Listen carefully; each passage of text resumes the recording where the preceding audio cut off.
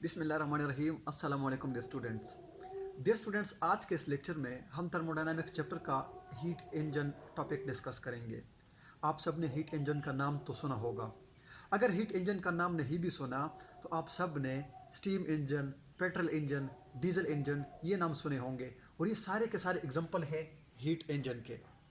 तो हम डिटेल से आज डिस्कस करेंगे हीट इंजन, इसकी डेफिनेशन देखेंगे, इसकी कंस्ट्रक्शन देखेंगे, इसकी वर्किंग देखेंगे, और लास्ट में हम इसका परसेंटेज या एफिशिएंसी भी देखेंगे कि कितना हमें आउटपुट मिलता है। तो सबसे पहले बात करते हैं इसकी डेफिनेशन की। तो मैं कहता हूँ हीट इंजन अ डिवाइस, ये एक डिवाइस है which convert heat energy into mechanical work, कि एक ऐसा डिवाइस जो हीट एनर्जी को मैकेनिकल वर्क में कन्वर्ट करेंगे। यानी आम अल्फाज में हम ऐसे कह सकते हैं कि ये एक ऐसा प्रोसेस है जिसको हम हीट एनर्जी प्रोवाइड करेंगे, और वो हीट एनर्जी जो है वो कन्वर्ट हो जाएगी मैकेनिकल वर्क में, यानी जो हमारा आउटपुट होगा। तो आप कह सकते हैं heat engine is a device which convert heat energy into mechanical work is called heat engine. तो मैंने यहाँ पे लिखा है हीट एनर्जी और वर्क को मैं एक दूसरे में कन्वर्ट कर सकता हूँ, यानी हीट एनर्जी डेल्टा क्यू और delta W work inter convertible है, यानी हीट से हम वर्क कन्वर्ट कर सकते हैं। तो इसकी कंस्ट्रक्शन की बात करते हैं कि हम कैसे बनाते हैं, और फिर उसके बाद हम इसकी वर्किंग की बात करेंगे। यहाँ पर हमारे पास एक ऑब्जेक्ट है, यानी एक बॉडी है, जिसको मैं नाम देता हूँ HTR, और जिसकी टेम्परेचर क्या है T1, हाई टेम्परेचर है। यानी मैं कह सकता हूँ हाई टेम्परेचर रिजर्वायर। तो इसको आप हीट सोर्स भी कह सकते हैं। हीट सोर्स इसलिए क्योंकि ये हीट प्रोड्यूस कर रही है, यहाँ पे इससे हीट निकल रही है, ठीक है। और उससे जो हीट निकलेगी उसको मैंने क्या नाम दिया है, Q1। यहाँ पर एक दूसरा ऑब्जेक्ट है जिसकी टेम्परेचर T2 है, और उसका नाम है LTR, लो टेम्परेचर रिजर्वायर, या आप इसको हीट सिंक भी कहते हैं।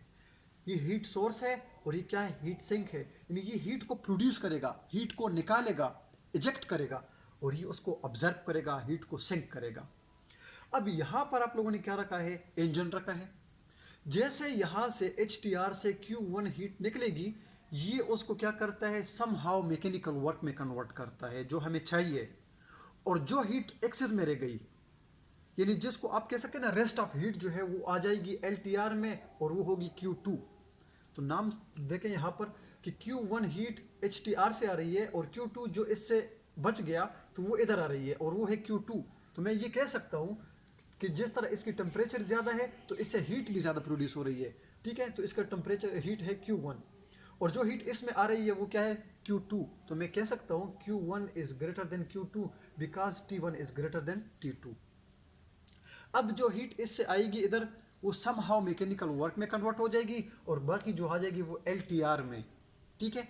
तो मैंने यहाँ पे लिखा है वर्किंग सब्सटेंस। वर्किंग सब्सटेंस क्या है कि जो यहाँ पे हीट इंजन में है, और उसको आप लोगों ने अक्सर क्या यूज़ किया है, गैस हम यूज़ करते हैं। क्या कहते हैं, जैसे मैं कहा normally gas is used as a working substance in the heat engine.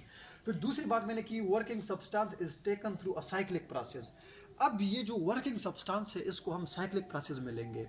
जिस तरह मैंने आप लोगों को पहले भी कहा था, प्रोसेस तीन तरह का होता है, रिवर्सिबल प्रोसेस, इरिवर्सिबल प्रोसेस, और एक था लास्ट में वो था साइक्लिक प्रोसेस। और साइक्लिक प्रोसेस के लिए मैंने आप लोगों को एग्जांपल दिया था हीट इंजन। इसको हम एक सोर्स में जो है ना एक तरीके से करेंगे, फिर उसको दूसरे फॉर्म में कन्वर्ट करेंगे, फिर दूसरे से तीसरे प्रोसेस में, तीसरे से चौथे में, और जाते जाते हम अपनी इनिशियल स्टेज में वापस आ जाएंगे।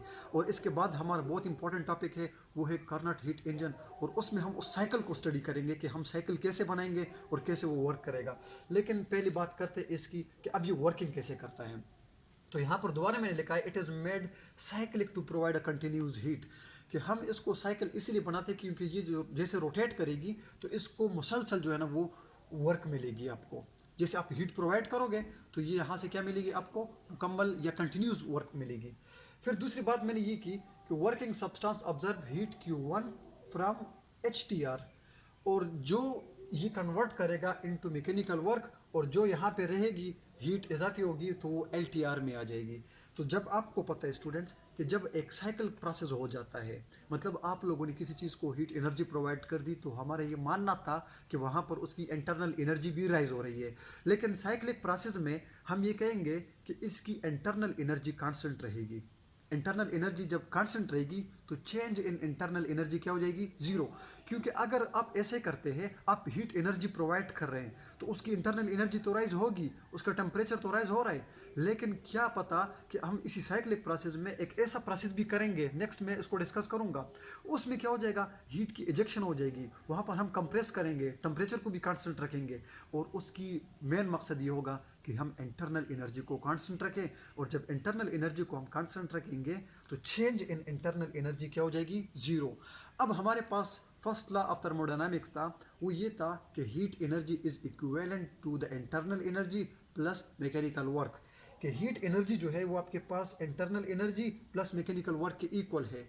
और जैसे हमने अभी कहा कि साइक्लिक प्रोसेस में हमारे पास change in internal energy zero है, तो मैं यहाँ पर ज़ीरो पुट करता हूँ, यानी मैं यहाँ पे ये कह सकता हूँ कि सारी की सारी हीट एनर्जी जो है वो मैकेनिकल वर्क में कन्वर्ट हो रही है, जैसे वो बात मैंने यहाँ पर की है कि हीट एनर्जी और वर्क डन जो है वो एंटर कन्वर्टेबल है if your process is cyclic. जब साइक्लिक में इंटरनल एनर्जी ज़ीरो हो जाएगी तो चेंज इन हीट आपके पास इक्वल आ जाएगा मैकेनिकल वर्क में। अब मैं ये कहूँगा कि ये जो मेरे पास हीट इंजन है इसकी एफिशिएंसी क्या है, मतलब कितना एफिशिएंट है, कितना परसेंट ये मुझे आउटपुट देता है जब मैं इसको कोई इनपुट देता हूँ। तो मैं यहाँ पर लिखता हूँ एफिशिएंसी, हम सबको पता है कि वो आउटपुट और इनपुट की रेशो है, तो मैंने यहाँ पे लिखा है the ratio of work done to the supplied heat. यहाँ पर वर्क डन जो है वो क्या है, आउटपुट है, और सप्लाइड हीट जो आपने इस इंजन को प्रोवाइड की है तो वो आपके पास क्या है, इनपुट है। मतलब मैं कह सकता हूँ कि ये जो W है ये हमारा क्या है, आउटपुट है, और इसकी इनपुट क्या है, ये Q1 जो है ये क्या है, इनपुट है, जो हम इसको सप्लाई कर रहे हैं। अब इन दोनों की जो है मैं रेशो लेता हूँ, फिर मैं देखूंगा कि ये कितना एफिशिएंट है। तो हमारे पास आ जाएगा work done divided by heat supplied. अब यहाँ पर मैंने डिस्कस किया है कि work done is basically change in heat, कितनी हीट यहाँ से निकल रही है और कितना जो है वो इसकी तरफ आ रही है, तो इन दोनों का जो डिफरेंस होगा वो हमारे पास क्या होगा, वर्क डन। तो work done efficiency is equal to work done divided by heat. तो यहाँ पर वर्क डन की वैल्यू पुट करें Q1 minus Q2 divided by Q1 जो हम इसको प्रोवाइड कर रहे हैं, तो एलसीएम लेंगे, efficiency is equal to Q1 divided by Q1 minus Q2 divided by Q1, ये कट जाएगा, 1 आ जाएगा, और Q2 डिवाइडेड बाई Q1 की रेशो। अब मैं कहता हूँ कि हम इज्यूम कर लेते हैं कि यहाँ पर कोई हीट एनर्जी Q2 जो है वो इसकी तरफ नहीं आ रही, यानी सारी की सारी Q1 कन्वर्ट हो रही है वर्क डन में, सारी की सारी। तो जब सारी की सारी कन्वर्ट हो जाएगी तो Q2 बाई Q1 जीरो हो जाएगा, और यहाँ पर हमारे पास आ जाएगा 1 माइनस जीरो बाई Q1, मतलब ये है कि एफिशिएंसी 1 आ रही है, और जब परसेंटेज को देखूंगा तो वो आ जाएगी 100%। तो स्टूडेंट्स याद रखना, कोई भी डिवाइस 100% एफिशिएंट नहीं है, हमें कोई भी डिवाइस 100% एफिशिएंसी नहीं दे सकता।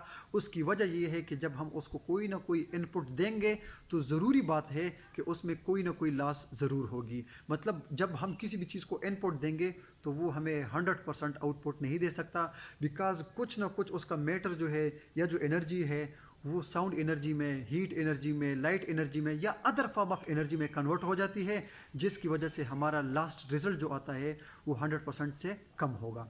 और ये बात हम करेंगे सेकंड लॉ ऑफ थर्मोडायनेमिक्स में, जिसमें हम ये प्रूव भी करेंगे और उसको डिटेल से डिस्कस करेंगे कि 100% एफिशिएंसी किसी भी चीज़ के लिए इम्पॉसिबल है। तो मैं रिपीट कर देता हूँ ज़रा सा कि हीट इंजन एक ऐसा डिवाइस है जो कि हीट एनर्जी को कन्वर्ट करता है मैकेनिकल वर्क में। फिर इसकी कंस्ट्रक्शन में एक HTR था जिसका हाई टेम्परेचर था, एक LTR था जिसका टेम्परेचर कम था। इसको हमने हीट सोर्स का नाम दिया क्योंकि यहाँ से हीट निकल रही है, इसको हीट सिंक का नाम दिया क्योंकि ये हीट ऑब्जर्व कर रहा है। तो Q1 हीट इसकी तरफ आ रही है, ये हीट इंजन उसको क्या करता है, वर्क में कन्वर्ट कर देता है, और जो हीट बच जाती है वो हीट सिंक उसको ऑब्जर्व कर लेता है, यानी सिंक हो जाती है। अब यहाँ पर साइक्लिक प्रोसेस है, जब साइक्लिक प्रोसेस है तो उसकी इंटरनल एनर्जी में चेंज जीरो हो जाएगा, कांस्टेंट रह जाएगी। जब इंटरनल एनर्जी में चेंज जीरो हो जाएगा, वर्क डन में पुट करेंगे, फर्स्ट लॉ ऑफ थर्मोडायनामिक्स में पुट करेंगे, तो यहाँ पे सारी की सारी हीट एनर्जी वर्क डन में कन्वर्ट हो रही है। एफिशिएंसी देखेंगे तो आउटपुट और इनपुट का जो है ना हम रेशो लेते हैं, तो work done divided by Q1 की रेशो ली, तो यहाँ पे वर्क डन की वैल्यू पुट कर दी, Q1 minus Q2 divided by Q1। Last में आते आते हमारे पास हम ये कहेंगे कि अगर यहाँ पर कोई हीट ना आए, कोई हीट ना आए, यानी सारी की सारी Q1 कन्वर्ट हो रही है डेल्टा W वर्क डन में, तो यहाँ पर Q2 जीरो हो जाएगा और हमारी एफिशिएंसी 100% हो जाएगी, जो कि इम्पॉसिबल है। ये हमारा टॉपिक था हीट इंजन का। इंशाल्लाह नेक्स्ट टाइम हम डिस्कस करेंगे Carnot heat engine. Thank you so much for watching.